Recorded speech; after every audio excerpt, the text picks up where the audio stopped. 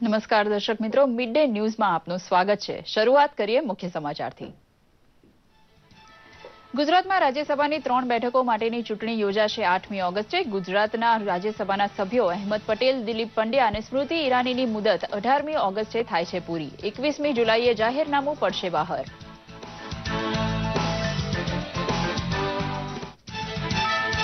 Kevadia colony ખાતે નર્મદા યોજનાના અસરગ્રસ્તો સાથે સમાધાન થતા ઉપરવાસીઓને પારણા કરાવતા મંત્રી ભૂપેન્દ્રસિંહ ચુડાસમા અને મંત્રી શબ્દશરણ તડવી નર્મદા ડેમ સાઇટ ખાતે પ્રધાનમંત્રીની મુલાકાતના કાર્યક્રમ સ્થળની લીધી મુલાકાત।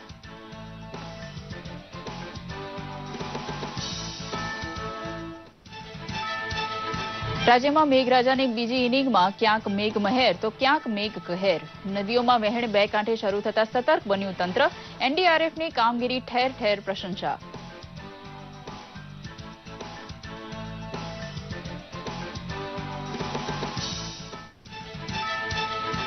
રાજ્યમાં ડેન્ગ્યુ અને ચિકનગુનિયા જેવા રોગચાળો વધુ ફેલાતો અટકાવવા સ્વચ્છતા અને તબીબી સારવારનો આગ્રહ। ચોમાસામાં વધુ વકરતા આ રોગના નિયંત્રણ માટે ઘરની આસપાસ ભરાયેલા પાણીનો નિકાલ કરવો આવશ્યક।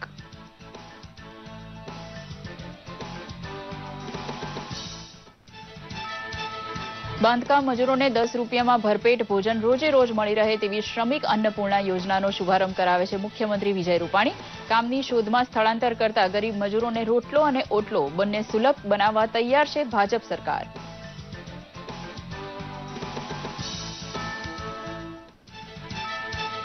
કેન્દ્રીય મંત્રી સ્મૃતિ ઈરાનીએ માહિતી અને પ્રસારણ મંત્રી તરીકે હોદ્દો સંભાળ્યો। વેંકૈયા નાયડુએ ટ્વીટ કરી શ્રીમતી ઈરાનીને પાઠવ્યા અભિનંદન। માહિતી અને પ્રસારણ રાજ્યમંત્રી રાજ્યવર્ધન રાઠોડ સહિત અન્ય વરિષ્ઠ અધિકારીઓએ પણ કર્યું અભિવાદન।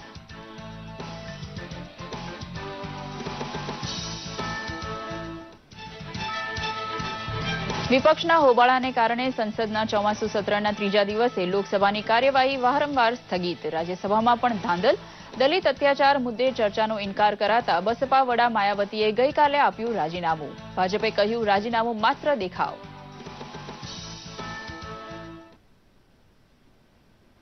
સમાચાર વિગતવાર જોઈશું। સંસદના ચોમાસુ સત્રના ત્રીજા દિવસે લોકસભા આજે ફરી એકવાર સ્થગિત થઈ ગઈ હતી। ગૃહની કાર્યવાહી શરૂ થતાની સાથે જ કોંગ્રેસ અને વિપક્ષી દળોએ શોરબકોર શરૂ કર્યો હતો। ખાસ તેમની માંગ પ્રશ્નકાળ રદ કરીને ખેડૂતોના મુદ્દે ચર્ચા કરાવવાની હતી। સરકાર તરફથી કહેવાયું હતું કે આ મુદ્દો આજે નોંધાયો છે અને નિયમ 193 હેઠળ તેની ચર્ચા લોકસભામાં હાથ ધરનાર છે। કોંગ્રેસ તરફથી જ્યોતિરાદિત્ય સિંધિયા તરફથી આ ચર્ચા શરૂ થવાની હતી। જો કે કોંગ્રેસ અને સહયોગી દળ શોરબકોર કરતા રહ્યા અને અધ્યક્ષે બપોરે 12 વાગ્યા સુધી કાર્યવાહી મોકૂફ રાખી હતી। રાજ્યસભામાં આજે વિપક્ષના ગતિરોધ વચ્ચે પ્રશ્નકાળ ચાલ્યો હતો। રાજ્યસભામાં આજે ગૌવંશ સંબંધ થઈ રહેલા તોફાનો અંગે સભ્યોએ પ્રશ્નો પૂછ્યા હતા, જેનો જવાબ ગૃહ રાજ્યમંત્રી હંસરાજ આહિરે આપ્યા હતા। સંસદના ચોમાસુ સત્રના બીજા દિવસે લોકસભા અને રાજ્યસભામાં વિપક્ષના હોબાળાને કારણે કાર્યવાહી બાધિત રહી હતી। રાજ્યસભામાં વારંવાર હોબાળો થતો રહ્યો હતો। રાજ્યસભામાં હાઈ વોલ્ટેજ ડ્રામા ત્યારે જોવા મળ્યો જ્યારે માયાવતી નિર્ધારિત સમયથી વધુ બોલવા ઉપર મક્કમ રહ્યા। જ્યારે સભાપતિએ તેની મંજૂરી નહીં આપતા તેમણે ગૃહમાં સભ્યપદેથી રાજીનામું આપવાની જાહેરાત કરી હતી। ગૃહમાં હોબાળા વચ્ચે સાંજે માયાવતીએ સભાપતિને મળીને પોતાનું રાજીનામું આપ્યું હતું। બીજેપીનું કહેવું છે કે માયાવતીનો ખૂબ જ ઓછો કાર્યકાળ બચ્યો છે, જેથી તેમનું રાજીનામું માત્ર એક દેખાવ છે। નર્મદા ડેમના મધ્યપ્રદેશ, મહારાષ્ટ્ર અને ગુજરાતના અસરગ્રસ્તોએ તેમના 24 પ્રશ્ને ઉપવાસ આંદોલન 15 જુલાઈ 2016થી શરૂ કર્યા હતા। નર્મદા જિલ્લામાં કેવડિયા ખાતે પ્રધાનમંત્રી નરેન્દ્ર મોદીનું આગમન થવાનું છે। તે અગાઉ આ આંદોલનકારીઓના વસાહતમાં પીવાનું પાણી, નોકરી, વીજળી જેવા પ્રશ્નો ઉકેલવા રાજ્ય સરકારે આ પ્રશ્નો હાથ ઉપર લીધા છે। અસરગ્રસ્તોના નોકરી સહિતના પ્રશ્નો ટ્રિબ્યુનલ સમક્ષ લઈ જઈ પરિણામ બંને પક્ષે મંજૂર રાખવું તે પ્રમાણે ફોર્મ્યુલા નક્કી થઈ છે। ત્યારબાદ કેબિનેટ મંત્રી ભૂપેન્દ્રસિંહ ચુડાસમા, રાજ્યકક્ષાના વન પર્યાવરણ મંત્રી શબ્દશરણ તડવી અને પ્રદેશ ભાજપ પ્રવક્તા ભરત પંડ્યાની હાજરીમાં ઉપવાસીઓને પારણા કરાવ્યા હતા। આ સાથે જ આ આંદોલન અહીં સમાપ્ત થયું હતું।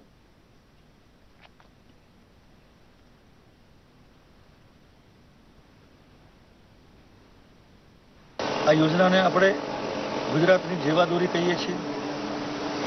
આ યોજના મારફતે ગુજરાતના ખેડૂતોની સમૃદ્ધિ વધી છે, પીવાનું પાણી મળી રહે છે અને આગામી દિવસોમાં વર્ષો સુધી આ યોજનાથી સર્વાંગીણ વિકાસ કહેવાય ગુજરાતનો એ દિશા તરફ આગળ વધી રહ્યા છે.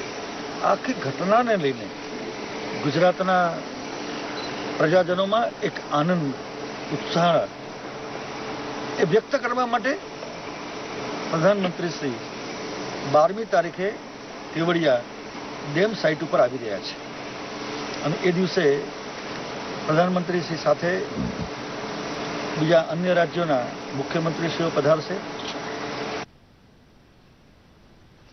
જમ્મુ કાશ્મીરમાં ઘૂસણખોરી કરાવવા માટે પાકિસ્તાન તરફથી વારંવાર સંઘર્ષ વિરામનું ઉલ્લંઘન કરવામાં આવે છે. પાકિસ્તાન તરફથી રાજૌરી અને પૂંચ જિલ્લામાં એલઓસી ઉપર લાગેલા ચોકી ઉપર ફાયરિંગ કરાયું હતું.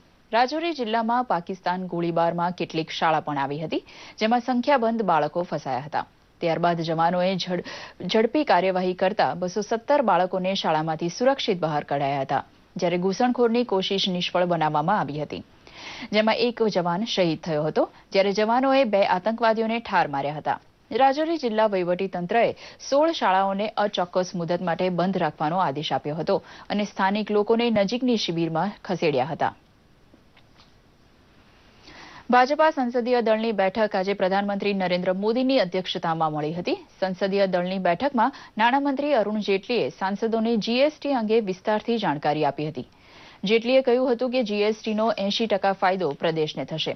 સંસદીય દળની બેઠકમાં વિદેશમંત્રી સુષ્મા સ્વરાજે પ્રધાનમંત્રીના વિદેશ પ્રવાસની ઉપલબ્ધિની વિગતો આપી હતી. આ બેઠકમાં વિપક્ષ દ્વારા ઉઠાવાતા મુદ્દાની પણ ચર્ચા થઈ હતી. સંસદીય કાર્યમંત્રી અનંતકુમારે કહ્યું હતું કે સરકાર દરેક મુદ્દે સાર્થક ચર્ચા કરવા તૈયાર છે. माननीय विदेश व्यवहार मंत्री सुषमा स्वराज जी माननीय प्रधानमंत्री जी के इन्हीं दिनों के विदेश प्रवास, खास करके इसराइल और अमेरिका और उसके उपलब्धियों के बारे में, कामयाबी के बारे में उन्होंने अवगत करवाए. એનડીએના ઉપરાષ્ટ્રપતિ પદના ઉમેદવાર તરીકે વેંકૈયા નાયડુએ ઉમેદવારી નોંધાવતા તેમણે પોતાના પદ પરથી રાજીનામું આપ્યું હતું. ત્યારે કેન્દ્રીય મંત્રી સ્મૃતિ ઈરાનીએ માહિતી અને પ્રસારણ વિભાગનો વધારાનો હવાલો સંભાળ્યો છે. તેમણે આ હોદ્દો સંભાળ્યા બાદ વેંકૈયા નાયડુએ ટ્વીટ કરીને સ્મૃતિ ઈરાનીને અભિનંદન પાઠવ્યા હતા. માહિતી અને પ્રસારણ રાજ્યમંત્રી રાજવર્ધન રાઠોડ અને માહિતી અને પ્રસારણ વિભાગના વરિષ્ઠ અધિકારીઓએ પણ સ્મૃતિ ઈરાનીને અભિનંદન પાઠવ્યા હતા. ગુજરાત રાજ્યમાં રાજ્યસભાની ખાલી પડનાર 3 બેઠકો ભરવા માટેની ચૂંટણી 8મી ઓગસ્ટે યોજાશે. રાજ્યમાં રાજ્યસભાના 3 સભ્યો અહેમદભાઈ પટેલ, દિલીપભાઈ પંડ્યા અને સ્મૃતિ ઝુબીન ઈરાનીની રાજ્યસભાની અવધિ 18 ઓગસ્ટ 2017ના રોજ પૂરી થાય છે. રાજ્યસભાની ચૂંટણી માટે 21મીએ જાહેરનામું બહાર પડશે. ઉમેદવારી પત્ર ભરવાની છેલ્લી તારીખ 28 જુલાઈ, જ્યારે ઉમેદવારી પત્રની ચકાસણી 29 જુલાઈના રોજ હાથ ધરાશે. ઉમેદવારી પત્ર પાછું ખેંચવાની તારીખ 31 જુલાઈ રહેશે. 8મી ઓગસ્ટે સવારના 9 થી સાંજના 4 વાગ્યા સુધી મતદાન યોજાશે. ગુજરાત વિધાનસભા સચિવાલયના સચિવ આ ચૂંટણી માટેના ચૂંટણી અધિકારી રહેશે. અસંગઠિત ક્ષેત્રના બાંધકામ શ્રમિકોની દિનચર્યા અને જીવનની મુશ્કેલીઓ સમજતી રૂપાણી સરકારે રાજ્યના વિવિધ શહેરોના કડિયાનાકા ખાતે શ્રમિક અન્નપૂર્ણા યોજના શરૂ કરી છે. રાજ્યના મુખ્યમંત્રી વિજય રૂપાણીએ આ યોજનાનો આરંભ કરતા રાજ્યના વધુ કડિયાનાકા સુધી યોજનાનો વિસ્તાર કરવાની પ્રતિબદ્ધતા જાહેર કરી હતી. પ્રસ્તુત છે એક અહેવાલ. રાજ્યના બાંધકામ ક્ષેત્રના અસંગઠિત કામદારો માટે વિવિધ 27 જેટલી કલ્યાણ યોજના અમલમાં છે. પરંતુ બાંધકામ શ્રમિકોની દિનચર્યાને ધ્યાનમાં રાખીને તેમને પરવડતા દરે પૌષ્ટિક ભોજન સમયસર મળી રહે તે હેતુસર રાજ્ય સરકારે શ્રમિક અન્નપૂર્ણા યોજનાનો આરંભ કર્યો છે. રાજ્યના મુખ્યમંત્રી વિજય રૂપાણીએ મંગળવારે અમદાવાદ ખાતેના અખબારનગર કડિયાનાકે આ યોજના વિધિવત લોન્ચ કરતા લાભાર્થીઓને ભોજન પીરસ્યું હતું. તે સાથે જ રાજ્યના 6 શહેરોમાં યોજનાનો વિધિવત આરંભ થયો છે. ગુજરાતમાં 84 કડિયાનાકા ઉપર આ પ્રકારના બૂથ કેબિન દરરોજ સવારે 7:30 થી 10:30 સુધી ભોજન આપશે. લોકો પોતાનું ટિફિન લઈને આવે, રોટલી દાળ ભાત શાક 10 રૂપિયામાં ગરીબો માટે, શ્રમિકો માટે આ યોજનાનો પ્રારંભ કર્યો છે. અલગ અલગ 10 શહેરોમાં આ પ્રારંભ થયો છે. હવે ધીમે ધીમે શહેરો વધારશું. અત્યાર સુધીમાં 25,000 રજીસ્ટર્સ શ્રમિકો આ ભોજન દરરોજ લે છે. યોજના અંતર્ગત રોજ સવારે 7 થી 11 વાગે કડિયા નાકાઓ પર નોંધાયેલા બાંધકામ શ્રમિકો અને તેમના કુટુંબીજનોને ₹10 ચૂકવીને કૂપન ખરીદતા સાત્વિક ભોજન મળશે. રાજ્યમાં નોંધાયેલા બાંધકામ શ્રમિકોની સંખ્યા 5,66,209 છે. તે તમામ યોજનાનો લાભ લેવા સક્ષમ છે. હાલમાં 25,000 નોંધાયેલા બાંધકામ શ્રમિકો અને તેમના કુટુંબીજનો અન્નપૂર્ણા યોજનાનો લાભ લેતા થયા છે. આગામી દિવસોમાં આ સંખ્યા વધવાની છે તે નિશ્ચિત છે.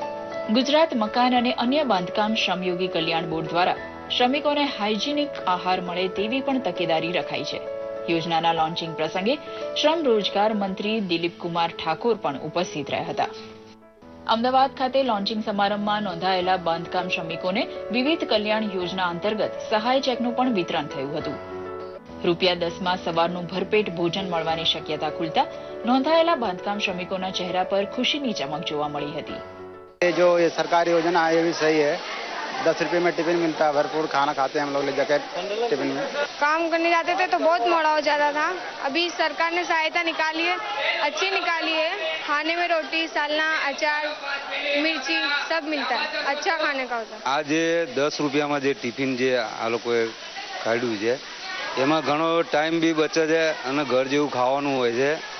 સવારે ટિફિન લઈને નીકળતા નોંધાયેલા બાંધકામ શ્રમિકો હવે દિનચર્યામાં અને ભરપેટ ભોજનની ચિંતાઓમાં થોડી રાહત અનુભવતા થશે. દૂરદર્શન સમાચાર, અમદાવાદ. વલસાડ ધરમપુર ખાતે વાપીમાં અન્નપૂર્ણા યોજનાની શરૂઆત કરવામાં આવી છે. આ ભોજનમાં 5 રોટલી, 250 ગ્રામ મિક્સ શાક, કઠોળ, અથાણું અથવા ચટણી, લીલા મરચાં અને અઠવાડિયામાં એકવાર સુખડી અપાશે. આ ભોજન સવારના 7 થી 10:30 સુધી વિતરણ કેન્દ્રો પર મેળવી શકાશે. આ અમલીકરણ સમારંભમાં વલસાડ જિલ્લા પ્રભારી ગણપતભાઈ વસાવાએ શ્રમિકોના ટિફિન ભરી યોજના શરૂ કરાવી હતી.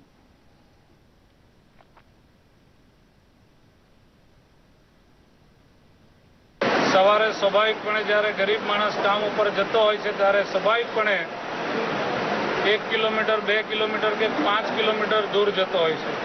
તો એ ફરી ભોજન માટે ઘરે આવતો નથી. તો વહેલી સવારથી એણે પોતે અથવા પરિવારની બહેનો, દીકરીઓએ સવારે ઉઠીને ભોજન કરવાનું, ભોજન બનાવવાનું એ પ્રક્રિયામાં સમય જતો હતો. અને અત્યારે આપણને બધાને ખબર છે કે 10 રૂપિયામાં ચા મળવી પણ મુશ્કેલ છે. ત્યારે માત્ર 10 રૂપિયામાં ગરીબનું પેટ ભરી શકાય, સન્માનજનક એ પણ જીવી શકે એ પ્રકારની આ યોજના છે. અને માત્ર શ્રમિક જે કામ કરવા જાય છે એને જ મળવાનું છે એવું નહીં, એના પરિવારના બધા સદસ્યોને અલગ અલગ ટિફિન વ્યક્તિ પ્રમાણે મળશે.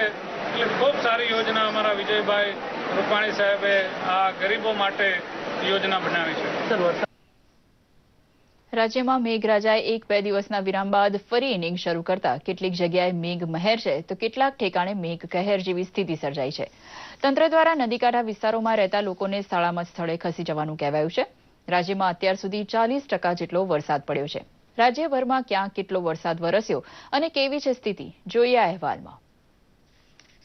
જામનગરમાં છેલ્લા 2 દિવસથી સતત પડી રહેલા વરસાદને કારણે નીચાણવાળા વિસ્તારોમાં ઘૂંટણસમા પાણી ભરાઈ જતા સંખ્યાબંધ લોકો ફસાયા હતા.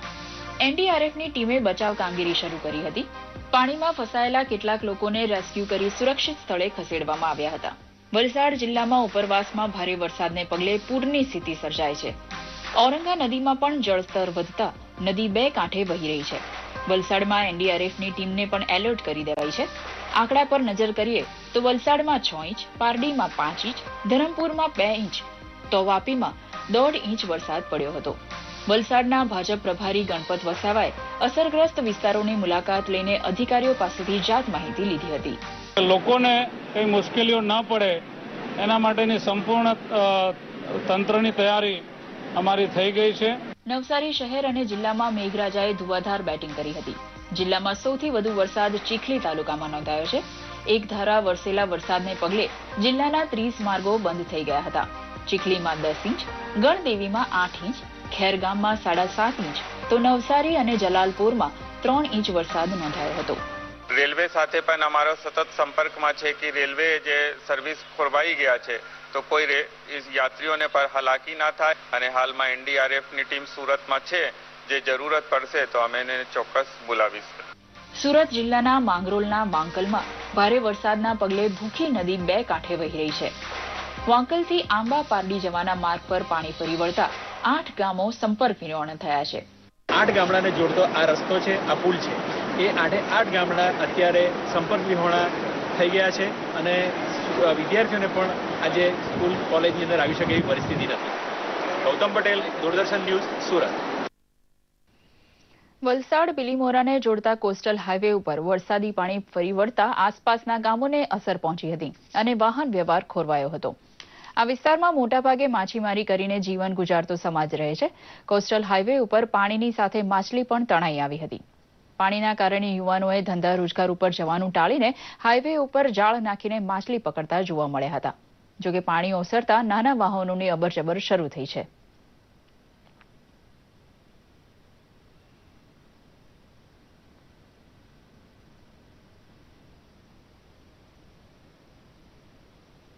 ઘાટા વિસ્તારમાં રહીએ એટલે માછી પકડીને જીવન ગુજારીએ.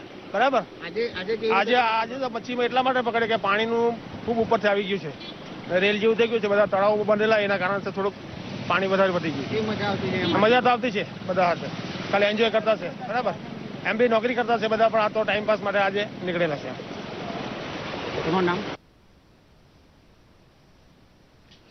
અમદાવાદમાં વરસાદની સિઝનમાં મચ્છરોનું પ્રમાણ વધી જવાથી ડેન્ગ્યુ, મેલેરિયા તેમજ ચિકનગુનિયાનો રોગ જોવા મળે છે.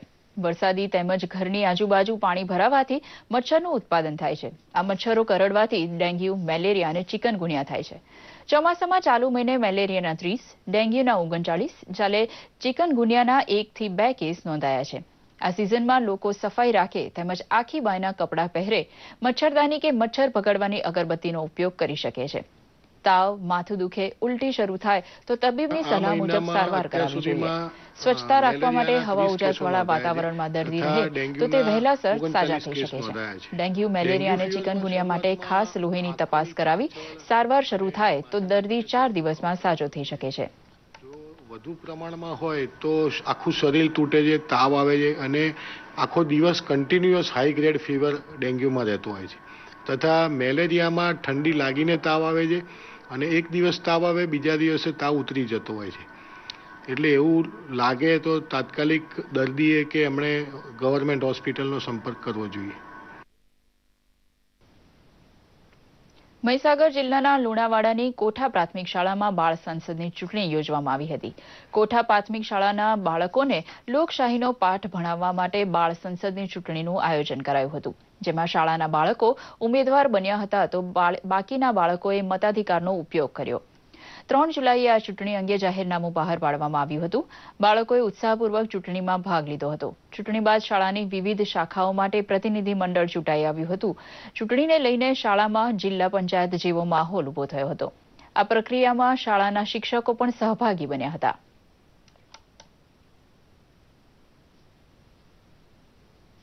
દરેક પ્રકારના સ્ટાફ સાથે, સ્ટાફની કામગીરી સાથે અમે કાર્યવાહી હાથ ધરી રહ્યા છે. ખરેખર બાળકોને ચૂંટણી અંગેનું જ્ઞાન થાય છે અહીં આગળ અને ચૂંટણી એ લોકશાહીનું હૃદય ગણાય છે. ચૂંટણી એ લોકશાહીનો પાયો છે. એટલે જો ચૂંટણી અંગે બાળકોને જ્ઞાન મળે તો દેશમાં એક આદર્શ નાગરિક, આદર્શ મતદાર બને એવો અમારો ઉદ્દેશ છે. આ શાળામાં અવારનવાર બાળકો માટે જે યોજાય છે એમાં હું પણ અહીંયા આવું છું. શાળામાંથી મને બોલાવે છે. પછી આજ રોજ અમારી કોઠા પ્રાથમિક શાળામાં બાળ સંસદની ચૂંટણી યોજાઈ રહી છે. બાળ સંસદની ચૂંટણી યોજાય છે, દર વર્ષે યોજાય છે. આ વર્ષે પણ આજ રોજ બાળ સંસદની ચૂંટણી યોજાઈ રહી છે, જેમાં હું મહામંત્રીના પદ માટે ઉમેદવારી નોંધાવી છે. મને વિશ્વાસ છે કે બધા બાળકો મને મત આપશે. ભાવનગર ખાતે એનસીસી ગ્રુપ હેડક્વાર્ટર્સ દ્વારા સૌપ્રથમવાર સી પ્રમાણપત્ર પાસ કરેલા સૌરાષ્ટ્ર અને કચ્છના 1066 કેડેટ્સનો દીક્ષાંત સમારોહ યોજાયો હતો. કાર્યક્રમમાં એડીજી મેજર જનરલ સુભાષચંદ્ર શરણની વિશેષ ઉપસ્થિતિ રહી હતી. શ્રેષ્ઠ કેડેટ્સને મેમેન્ટો અને પ્રમાણપત્ર અર્પણ કરાયા હતા તો 1060 કેડેટ્સને સી પ્રમાણપત્ર આપી સન્માનિત કરાયા હતા. એનસીસી કેડેટ્સ તરીકે તાલીમી પૂર્ણ કરી નોકરીમાં જોડાયેલ કેડેટ્સના માતાપિતાનું પણ સન્માન કરાયું હતું. કાર્યક્રમમાં Bhavnagar NCC 3 Gujarat girls battalion પણ સહભાગી બની હતી.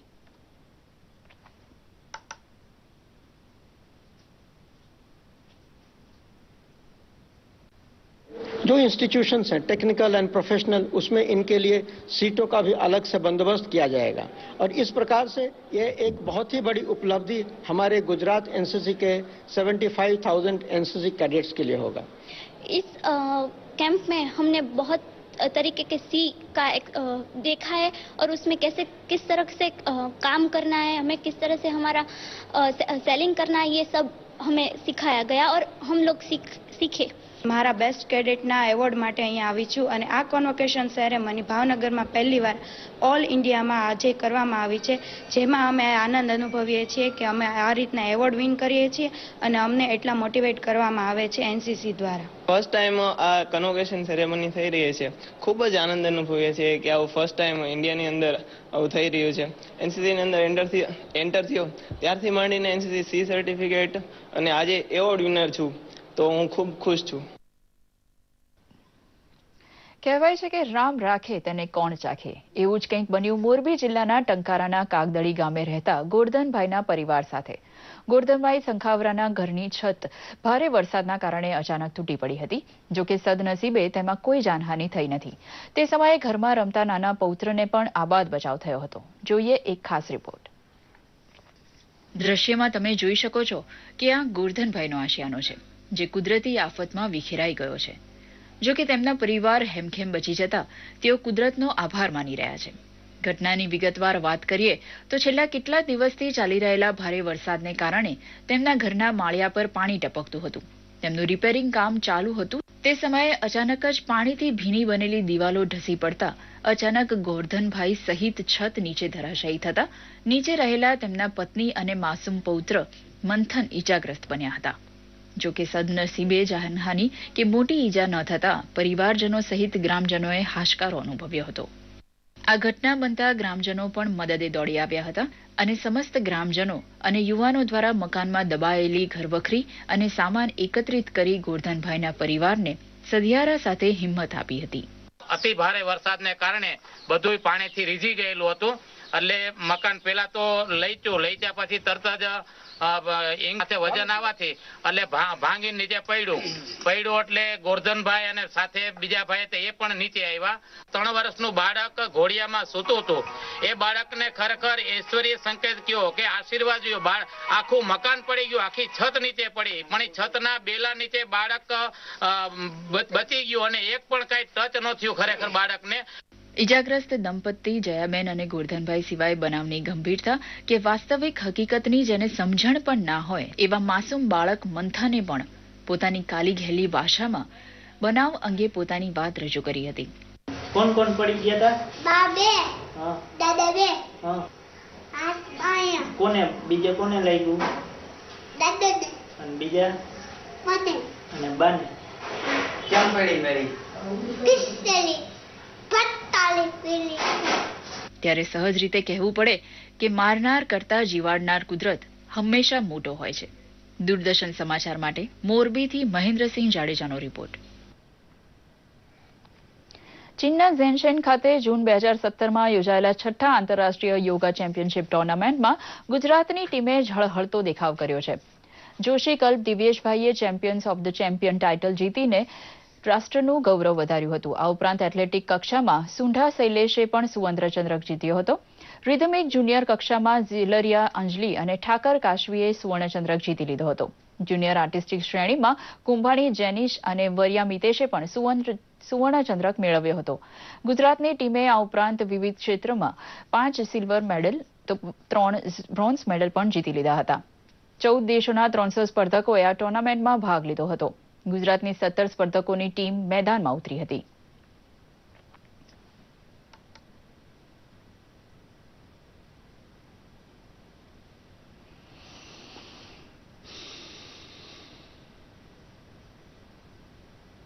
ગુજરાતે જે 98 થી યોગને રાષ્ટ્રીય ખેલકૂદ સ્પર્ધાનો ભાગ બનાવ્યો, એના પરિણામે આપણા ગુજરાતના યોગના સ્પર્ધકો આજે આંતરરાષ્ટ્રીય ક્ષેત્રે ખૂબ સારું પરફોર્મન્સ કરી રહ્યા છે, મેડલો જીતી રહ્યા છે અને ગુજરાત અને દેશનું ગૌરવ વધારી રહ્યા છે. વલસાડ ખાતે રહેતા દિવંગત અમરનાથ યાત્રિક લલીબેનના પરિવારને 10 લાખ રૂપિયાની સહાયનો ચેક અર્પણ કરવા માટે મંત્રી ગણપતભાઈ વસાવા પહોંચ્યા હતા. જમ્મુ કાશ્મીરમાં અનંતનાગ નજીક 10 જુલાઈની રાત્રે ગુજરાતી યાત્રિકોની બસ ઉપર થયેલા ત્રાસવાદી હુમલામાં લલીબેનનું પણ મૃત્યુ થયું હતું. ઓમ ટ્રાવેલ્સ દ્વારા આયોજિત યાત્રા પ્રવાસમાં રસોઈનું કામ કરવા માટે લલીબેન ગયા હતા. વલસાડ માટે આ બનાવ કરુણ હોવાથી ચેક અર્પણ સમયે સ્થાનિક વહીવટીતંત્ર સાથોસાથ ભાજપના આગેવાનો પણ હાજર રહ્યા હતા. મંત્રી ગણપતભાઈ વસાવાએ શોકાતુર પરિવારને સાંત્વના આપતા કહ્યું હતું કે અનંત યાત્રાએ ઉપડેલ જીવ કદી પાછા વળતા નથી, પરંતુ રૂપાણી સરકારે આર્થિક ટેકો આપી પરિવારનું દુઃખ હળવું કરવા કોશિશ કરી છે. વરસાદને લીધે આંતરરાજ્ય માલ પરિવહનમાં ઘટાડો થતા શાકભાજીના ભાવમાં વધારો થવાના પ્રવાહ સર્વત્ર જોવા મળે છે. રોકડિયા પાક તરીકે શાકભાજીની ખેતી ટૂંકા ગાળામાં નફો લેવા માટે આદર્શ હોવાથી હવા પાણી સારા હોય તેવા વિસ્તારના ખેડૂતો તેમાં પડ્યા છે. ગ્રાહકને નજીવા ભાવે મળતા રીંગણ, ટામેટા અને તુવરનો પાક આંતરરાજ્ય હેરફેર ઉપર આધારિત હોય છે, જે ભાગ્યે જ ગૃહિણીને ખબર હોય છે. મોસમના ફેરફારને લીધે પાક ઓછો ઉતરે ત્યારે ભાવ વધવા સ્વાભાવિક છે, પરંતુ વચેટિયાની દલાલીને લીધે સરકાર શાકભાજી મોંઘા થતા અટકાવે તેવી અપેક્ષા ગૃહિણીઓ રાખી રહી છે.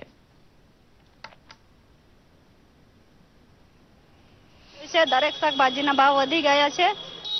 ટામેટા સવાર સાંજની 1.5 છે. ટામેટાના 100 રૂપિયા કિલો થઈ ગયા છે. અમારે તો કેવી રીતે લેવાનું એ કઈ ખબર પડતી નથી. શાકભાજીઓ મહારાષ્ટ્ર રાજ્યમાંથી તથા સ્થાનિક વિસ્તારોમાંથી આવે છે, પરંતુ હાલમાં આવકમાં ઘટાડો હોવાથી ભાવમાં વધારો નોંધાયેલો છે. આ વર્ષે ચોમાસાની સિઝન દરમિયાન શાકભાજીની આવકમાં સતત ઘટાડો થઈ રહેલ છે, જેને કારણે હાલમાં બજારમાં છૂટક શાકભાજીના ભાવમાં વધારો જોવા મળી રહ્યો છે. આજે સોશિયલ મીડિયામાં સીએમની ટ્વીટ, બનાસકાંઠા દૂધ ઉત્પાદક સંઘની સભાની ફેસબુક લાઈવ સભા, વિદેશ મંત્રીનું ટ્વીટ અને સલમાન ખાનનો વિડીયો ખૂબ જોવાઈ રહ્યો છે. જોઈએ સોશિયલ મીડિયાનો આજનો ટ્રેન્ડ.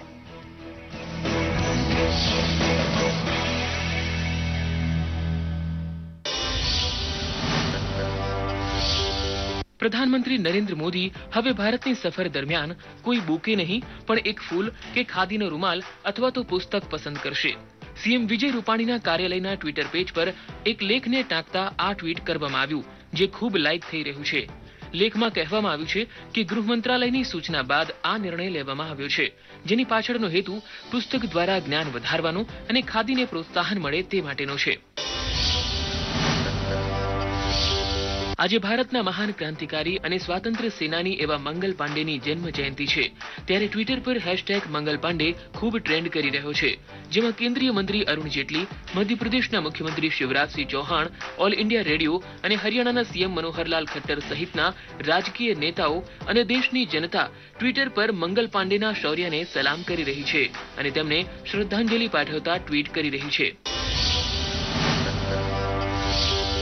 દેશમાં પહેલીવાર બનાસકાંઠામાં દૂધ ઉત્પાદક સંઘ અને બનાસ બેંકની વાર્ષિક સામાન્ય સભાનું ફેસબુક પર લાઈવ ટેલિકાસ્ટ કરીને બનાસકાંઠાએ પછાત જિલ્લાનું મહેણું ભાગ્યું છે.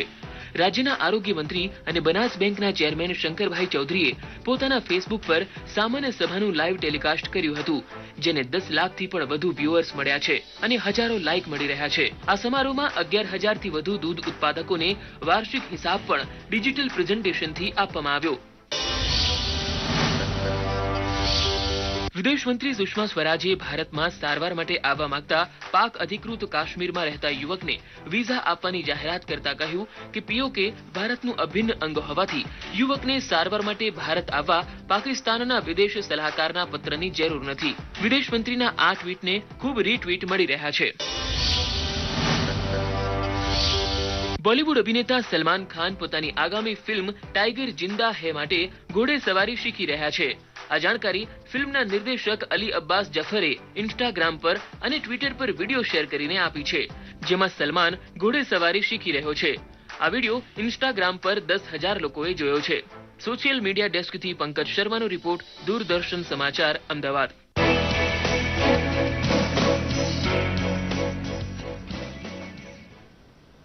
આ સાથે જ આ સમાચાર અહીં સમાપ્ત કરે છે. નમસ્કાર.